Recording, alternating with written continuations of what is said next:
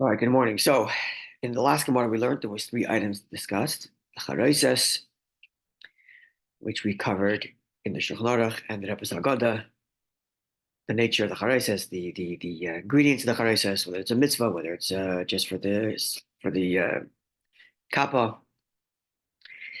The next item, which we finished yesterday, was no, that's what we did. We did finish the charaises. Yeah, yesterday we did the Shulchan Aruch in chapter 475 discussing the laws of eating the charaises or dipping the charaises more accurately because the eating is not really the mitzvah, as we discussed. Thank you. The other two items that were discussed in the Gemara that we just finished learning, on which we're now learning the Shulchan Aruch, is number one, the fact that the matzah is to be broken, and it should be a piece of matzah, not a whole matzah. Lechem oini, poor man's bread. And the other item was moving the table away to raise curiosity. So what we're going to do is we're going to learn first chapter 473, halachas 35, paragraph 35 through 38, which is going to discuss these two items, breaking them in the matzah and moving the plate away. And then we're going to go to chapter 475, where there it discusses the laws of eating matzah. And the laws of eating matzah are built, number one, in our Gemara, because you have to have the broken matzah. That's part of the requirement to fulfill the mitzvah. That's going to be from our Gemara, as well as the fact that you have to have two whole matzahs that also came from our Gemara. But it's mixed with a Gemara in Brachas, which we didn't learn, but that will be incorporated once we learn the Shulchan Aruch in chapter 475, discussing the laws of consuming matzah. Right? So the same way we had the charesis, you had first the section describing preparing the charesis and putting it on your plate. And then we had the eating. And in between the preparing and the eating, there's a recitation of the Haggadah, and you have to have the charesis present there throughout the Haggadah. Same thing is true of the matzah. You have the preparing of the matzah, that is to say that you're set your kaida with three matzahs and then you broke the middle one. Then you recite the Haggadah in the presence of those matzahs, at least according to most opinions.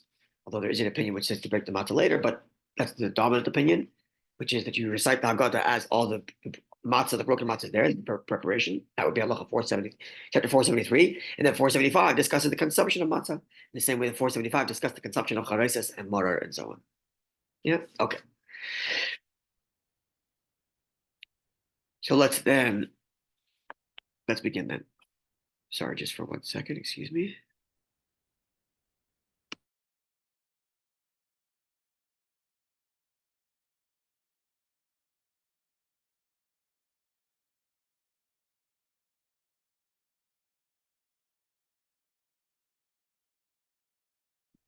Okay, so halacha 35.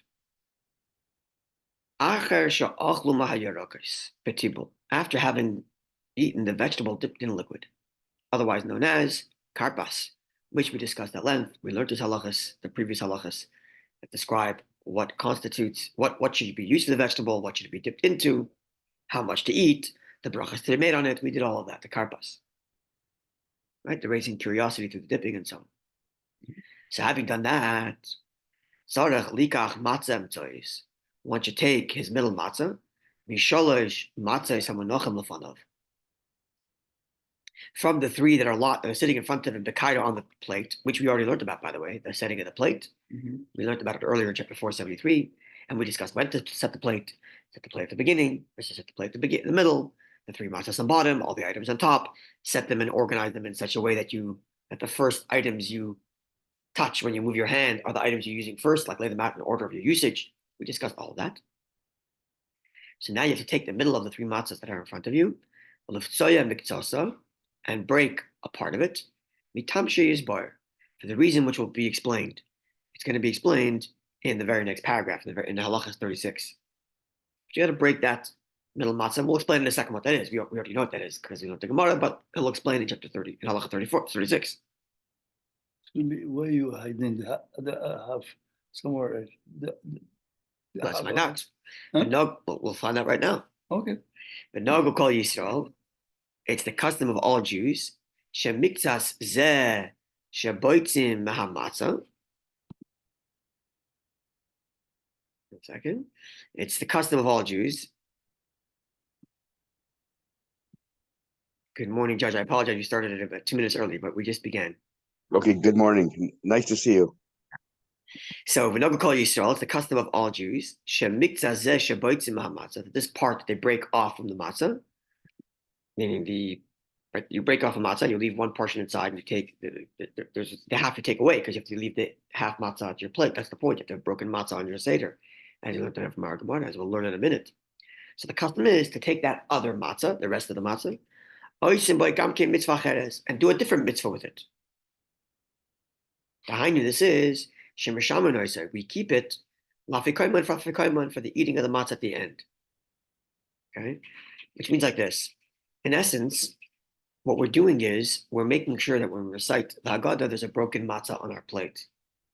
Right? People have this assumption, or there's a common thinking, that the primary of Yachatz is that you take away matzah to hide for the Afikoimon. That's not the primary, that's the secondary. The primary is that when you cite the Haggadah, there'd be a broken matzah on your plate. As you learned in Gemara, you have to have poor man's bread. Now, the custom is, since you're breaking the matzah anyway, and you have a piece there, use that piece for a different mitzvah later. But in theory, the Afikoimon could be any matzah, not necessarily the matzah that's on your kaira. It's our custom to use that matzah for the Afikoimon, right? Think of the halachic building blocks here. The matzah that's on your kaira has to be either your lechem mishnah, your 2 whole matzahs, or your broken matzah that upon which you have to recite the Haggadah and which you have to eat in order to fulfill the mitzvah of eating matzah that's broken. Where's the Afikoimon factor in there?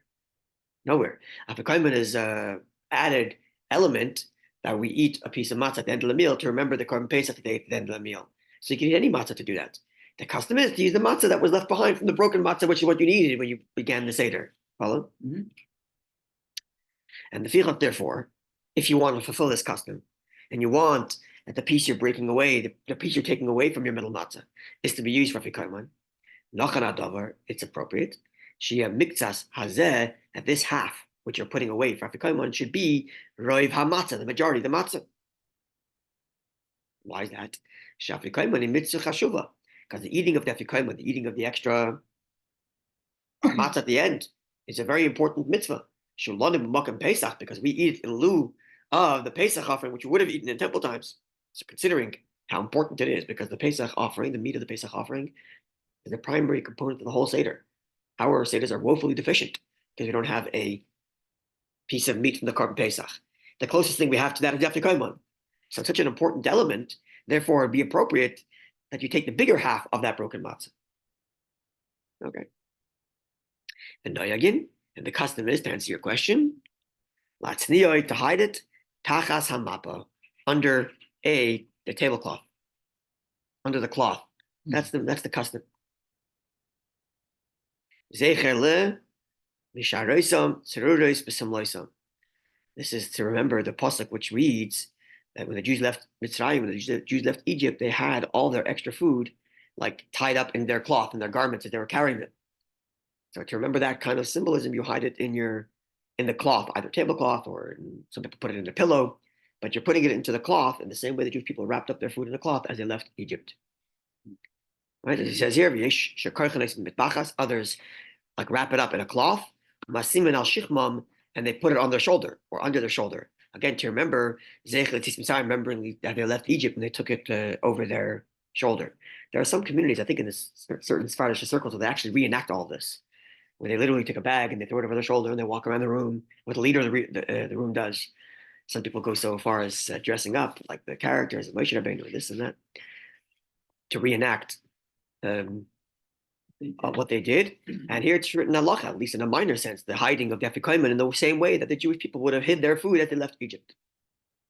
Okay, halacha 36, which is going to be built really in our Gemara. So let's remind ourselves what the Gemara said, because you're going to see how the Rebbe phrases it. So the Gemara told us that the pasuk reads, in describing the matzah, lechem oini, right? Mm-hmm. Bread that is oini. The Gemara gave us 3 translations to the word oini, right? And it was partially built on the pronunciation versus the spelling. The spelling of the word oini is ayin, nun, yud. That's the spelling. The pronunciation is oini, putting a dot on the top left of the ayin, a cholam, instead of putting a vav, which is a cholam, oini, right? So you have both oini but then you have ayin nun yud without the cholam, just its spelling, which could read ani, poor person. So you have two translations, poor or oini. Oini, says the Gemara, means to respond. Oinin, right? That's right. That was the Gemara said. So we have three translations the Gemara gave us. Number one, respond. That is to say, this is the kind of bread upon which you respond to the question the child's asking you, which means it's the matzah over which you're reciting the Haggadah, meaning that the matzah has to be present as you recite the Haggadah. Number two, it's poor man's bread, because you're only leaving a piece there, because poor man always takes a piece and puts away some other. For the poor. For the poor? No, because he is poor. So he's hiding for later because he doesn't know what's going to be later. So if he has some bread, he's going to break it in half and keep some for later. So that's the broken. And number three, it's poor man's bread because it's made quickly. Right? In the same way, a poor person, his wife will bake and he'll light the oven because he wants to wait for the last second to light the oven, not to waste any fuel. So likewise, the matzah, it's also baked very quickly, not to waste any fuel. Or we're doing it because you want it to be flat, but nonetheless, the poor person does it to save fuel. Those are the three translations in the Gemara. So one is a description of how the matzah is on your plate, broken. Another one is what you do with that matzah. You respond to the child's question over that matzah. And the third translation is how you make the matzah. It's made very quickly. Now, the third translation is not relevant to us here, because the third translation here, which is describing how the matzah is made, goes to the laws of baking matzah. Here, we already have your matzah. So only the other two translations are relevant to you. Number one, that it's got to be broken. Number two, that you respond to the child's question over that matzah. And that's what the Alter Rebbe is going to do here. Combine these two other translations to tell us how the matzah has to be present as you recite the Haggadah. Namely, broken matzah, second translation of matzah, of oini, whilst you recite a broken matzah, whilst you recite the Haggadah, the other translation of oini. The first translation of Aini. Two together means you have to have broken matzah as a response to the question. That's what we're going to learn now in Halach of 36. So let's see. So the bigger portion we just said, you're going to put away for your afikoyman because, hey, you might as well use that extra matzah for a mitzvah. And if you're going to use it for a mitzvah, make sure it's the bigger mahaf. That's what we just finished reading. Yeah. So the other half, which is now smaller, it should be returned to the plate.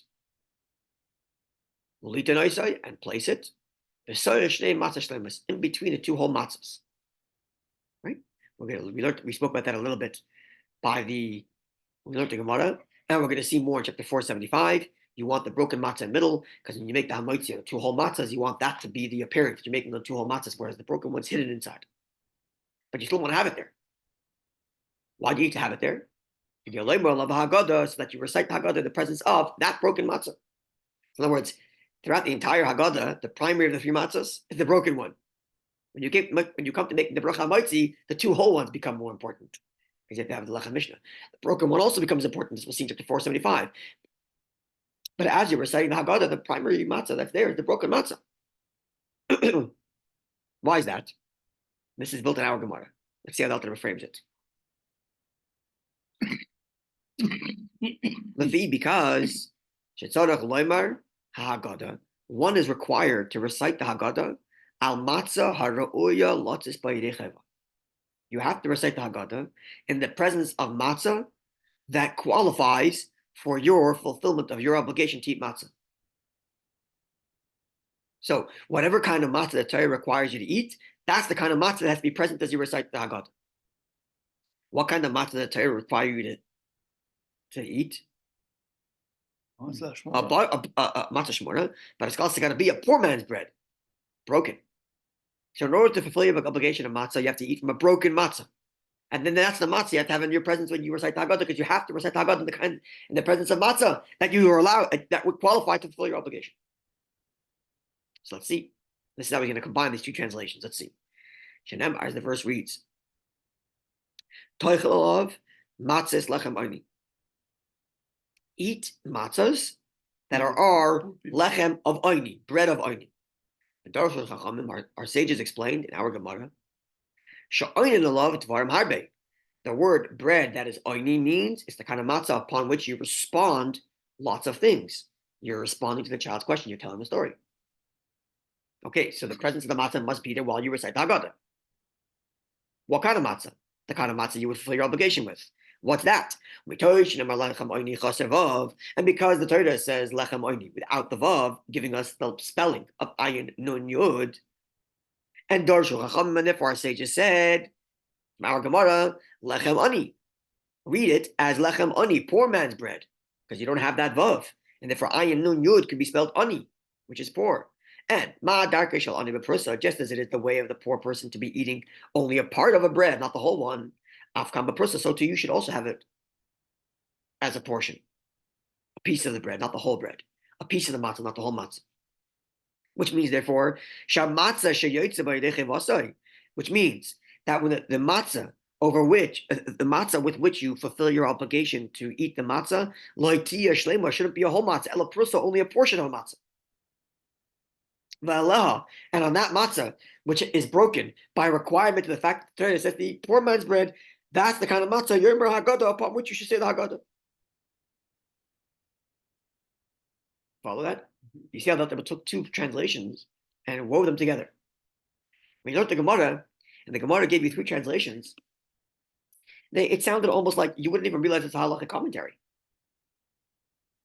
It's homiletics. He's describing the, or you could have said there are three different translations distinct from each other. Mm-hmm. Out there was telling us, no, see them all as three translations that all three have to be. It has to be made quickly. That's malachas matzah. But the other two are also relevant in unison. Namely, that you have to recite the Haggadah over the matzah. But what kind of matzah? The kind of matzah that I'm telling you to eat. What am I telling you to eat? I'm telling you to eat poor man's bread. So you have to recite the Haggadah over a broken matzah. There are those that disagree with this. There are those that are of their opinion that the matzah only has to be broken before you eat it, which would mean that they don't combine these two translations. They separate the two translations. Matzah upon which you have to recite the Haggadah over matzah, so you have matzah present. You have to eat a broken matzah when you come to eating the broken matzah. Doesn't necessarily mean that you have to have a broken matzah while you recite the Haggadah, according to those opinions, right, who separate the two translations. They would rely solely on the response. Well, separated. You have to eat broken matzah, good. So before you eat it, break it in half. Oh, I see. You have to recite the Haggadah over matzah, good. So have matzah when you recite them. But they don't have to necessarily be simultaneously both translations. Whereas we learn. So then they wouldn't have a broken matzah in the middle. That's right. They wouldn't have a broken matzah at the beginning. I don't think. Just have three whole ones. Yeah. And that's correct. That's what the Rambam says. One before you make the hamotzi. That's what the Rambam says. Yeah. You only have to have they actually don't even say you have to have three matzahs. You can only have two. Because we have three because you have to make a bracha on two whole matzahs and you have to have a broken one. Oh, right. But if you don't have to have a broken one throughout the Haggadah, you only have to have two matzahs. You don't have to have three, according to these opinions. Right? Because they're separating these two translations. One translation is eat a broken matzah, good. So before you eat the matzah, break it. The other translation is have matzah while you're reciting the Haggadah. Good, I have matzah while I'm reciting the Haggadah. But the Alter Rebbe is combining the two. No, the kind of matzah that you have to have in the presence of your recitation Haggadah is the kind of matzah that I tell you to eat, which is a broken matzah. Hence, have a broken matzah throughout the Haggadah. And you also have to have the two whole ones because you have to have lechem mishnah. It's a separate issue. Right? That was Rashbam explanation. And the Alter Rebbe is giving us the reasoning and the thinking behind Rashbam, combining the two translations. Thinking also in support of the opinion where you don't eat the broken matzah until you eat it. Yeah. Is that matzah by nature is a poor man. The whole point of the matzah seder that it's already in a poor man's status. It doesn't have leavening. Oh, it doesn't have hummus. Very good point. So very good point. Very good point. Why but the Gemara gives us separating out another reason? Very, very, very good point. But the Gemara gives us two translations for poor. Number one, the way it's made. Number two, that it's broken. Which is in bracha, as you said. No, it's in the laws of matzah. The laws of making matzah. Right, that's what you said. It's in another. No, it's earlier in Masechta Psachim. Okay, the laws of making matzah. So, right, brachas has the discussion about having making the bracha on whole ones versus make broken ones. That's the discussion of brachas. Okay. About how you make the bracha when you have broken matzah and whole matzah, right? Because that's true of halachas all year round. If you have a whole challah and a piece of challah, right, you have to make the bracha on both, or if to wrap one or the other. All the halachas that are involved around there, which we'll touch upon now as well. But the Gemara gives two translations to poor bread: how it's made and it's broken. What you're describing only satisfies the poor man description of how it's made, not how it's not the fact that it's broken, the poor man's description of how it's made. which is what we have three translations. Not the broken. Exactly. aspect. Because the Gemara gave us three translations to only. One is the recitation, the other one, and then two that to tell us that it's poor man's bread. But two descriptions of poor man's bread: A, that it's broken, and B, that it's made quick. What you're describing is only the second translation of poor, which is that it's made quick. Right. Okay. So Right. the machloekes is when Well- do you make the how do you satisfy the broken? Sorry if you don't element? mind. Hey, thank you. How do you satisfy the broken element? Is the question. Oh, that's what I'm saying. Right. Some say it's when you break it for Atazai. and some say no, you need to be Atazai. reciting The broken element that the The Gemara says Haggadah. is that's right. The broken element when the Gemara said that it's that you have to have a broken matzah, is that only when you eat it, or also when you recite the Haggadah? Or another way of saying it is that translation that that it has to be a broken matzah linked to the other translation, which is you recite the Haggadah over it, or not linked? If it's linked, then you have to recite the Haggadah over that matzah, which is broken, which is poor. If it's not linked, okay, you satisfy the broken matzah because you eat it when it's broken, and you satisfy recitation of Haggadah when the matzah is there, because the matzah is there. The Alter Rebbe is linking them together. The Rashbam tells us you have to have three matzahs, right? We looked at Rashbam. It says you have to have three matzahs because you need to have the two whole ones and the one broken one, which indicates to us that the matzah is broken way before you make the bracha. Because by the time you make the bracha, it's already broken. That's why you have to have that third matzah to have two whole ones, Yeah, right? So so that's correct. So now the Alter Rebbe is giving us the reasoning behind the Rashbam's ruling. Rashi, Rashbam, and those of that camp, which is the halacha. Right, the reasoning being we link the two translations of poor man's of lechem oini, the recitation, and the poor have to go together, not distinct. Okay. Which if they were distinct, then you have two whole matzahs as you recite the Haggadah, or one whole matzah when you recite the Haggadah, let's say, and before you make the bracha, you have two whole matzahs, and then you break it. Okay. Okay, sure. Parentheses. Uvesimin Tofain Hey in chapter 475, Yisbar will explain why the broken matzah is to be left specifically in between the two whole ones. We alluded to this already. We already know this because of the Lechem Mishnah element, and that's the element that comes from the Masechta Brachos. The fact that you're putting a broken piece in between two whole, so that you satisfy the laws of how to properly make birchas ha'nehenin, the brachas over enjoying food, that you have to have whole bread. Okay, but there are other opinions, as we'll see when we get to 475. There are opinions which say that because the brokenness of the matzah here is for a mitzvah, so the brokenness itself makes it special. Usually you don't want to have broken food because it makes it disrespectful. But over here, because the brokenness is the result of a mitzvah, that itself is special enough. You don't have to have the other whole matzah. That's another opinion, which we'll discuss. It's 475. Satisfying first and then. Oh, so that's right. So they make an argument. They make an argument that birchas hanehenin does satisfy because the mitzvah turns it into beautiful. Whatever, it's a different opinion, which we'll get to. Okay. Yeah, so it's a third view, which we'll get to in 475. Okay. Afterwards, it is our custom to raise. It's the custom to raise the kaira. When we get to the Rebbe's Haggadah, we'll see that our custom is to just uncover the matzah, not to completely lift it up, to uncover and touch the matzah. Others raise the entire kaira. And they say halachma, etc. They read the paragraph halachmanya, right? Which follows, right? You just broke the. Rephrase this. The beginning of the recitation of the Haggadah, the mitzvah to tell the story of the Exodus, begins at Manashtana. If the kids ask, and we answer, right? Assuming the halacha is you have to get the kid to actually say those words, right? And especially nowadays, where the kids already know the answer to everything, the only mitzvah left is to teach them to say these words, ask the questions. Okay, so the mitzvah to tell the story begins at Manashtana. The paragraph halach manya is really part of yachatz. It's really part of breaking the matzah. We just broke the matzah, so now we're like declaring, having broken the matzah, this is the poor man's bread.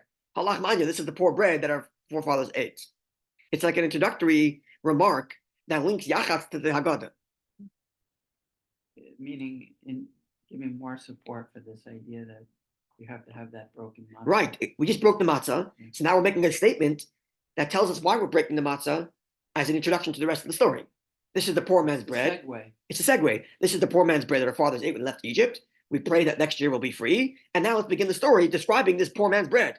It's almost like a narration now of that broken Correct. page. That's correct. On its most basic reading, the halach manya is a link. Which is why he's putting the halacha right here. Our custom is, having broken the matzah, lift it up and say, this is the bread. Halach manya. This is what we're talking about. That's right. And you hold it ad manashtana until the manashtana. You put the bread back down, and now you're going to tell the story, beginning with the questions. Okay. Mentions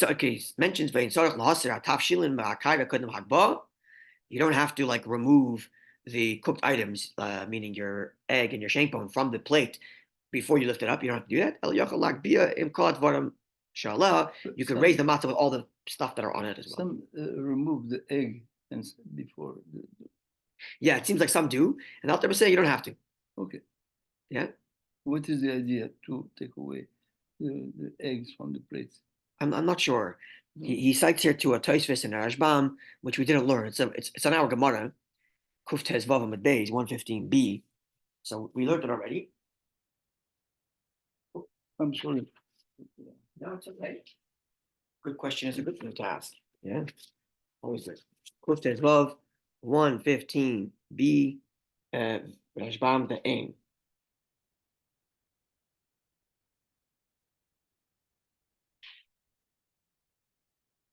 No, he says some people have that custom to remove it, and he says there's no reason to. Uh-huh.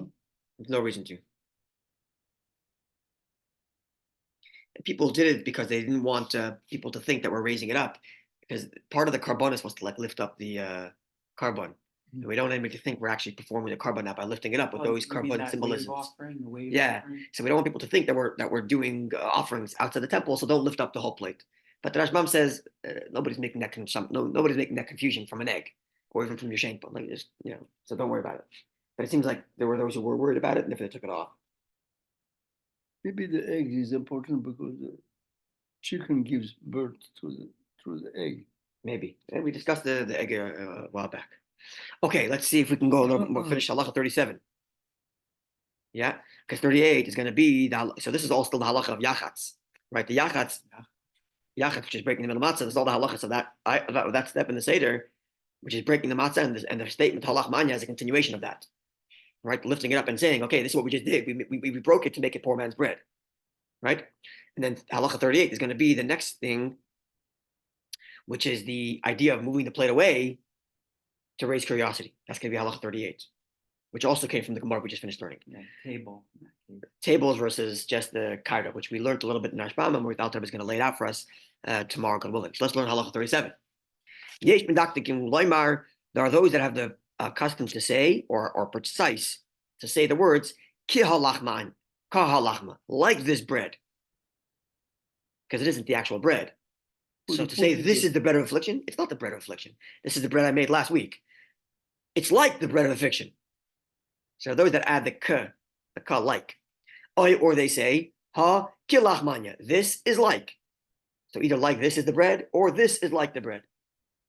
Either way. Why? The fish ain't shaykh lemar ha lachmanya because one cannot say this is the bread our forefathers ate. Because it's not the actual bread that our forefathers ate. This is bread I made last week. Bread meaning matzah bread. Why? It's like. So they put the word ke. Who's they? Sorry. Many have this custom. Actually, most Haggadahs have this custom. The Alter Rebbe's Haggadah does not say it. The Alter Rebbe's Haggadah says halachmanya. This is the bread, and we'll wait for the Rebbe's Haggadah commentary to discuss that.